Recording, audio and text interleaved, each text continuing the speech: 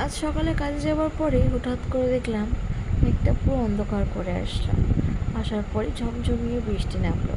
তাই বৃষ্টিটা দেখার জন্য দরজার পাশে একটুখানি গিয়ে সোফার মধ্যে বসলাম, বসে একটু ভিডিও করলাম। প্রচণ্ড বৃষ্টি হচ্ছে কদিন ধরে। বৃষ্টিতে অনেক জায়গায় বন্যা হয়ে গেছে, অনেক মানুষের কত অসুবিধা হচ্ছে। কিন্তু আবার কিছু কিছু মানুষ মনে করে বৃষ্টি হচ্ছে মানে একটু ভালো মন্দ খাবো বা একটু এইসব করবো। সব মানুষের তো একই রকম মেন্টালিটি হয় না না। কিন্তু যারা চাষবাস করে, যেসব চাষিরা, তাদের কিন্তু খুব ক্ষতি হয়ে যায় এই বৃষ্টিতে। তারা কত কষ্ট করে চাষ করে রাখে, সেগুলো সব ডুবে যায়। আমি আমাদের কথাই বলছি, আমাদেরও চাষবাস করেই খাওয়া হয়। হ্যাঁ, আমি গ্রামে থাকি, এর জন্য আমার কিন্তু কোনো আফসোস নেই। অনেকে আমি দেখেছি বলে, মা গ্রাম থেকে এসছে,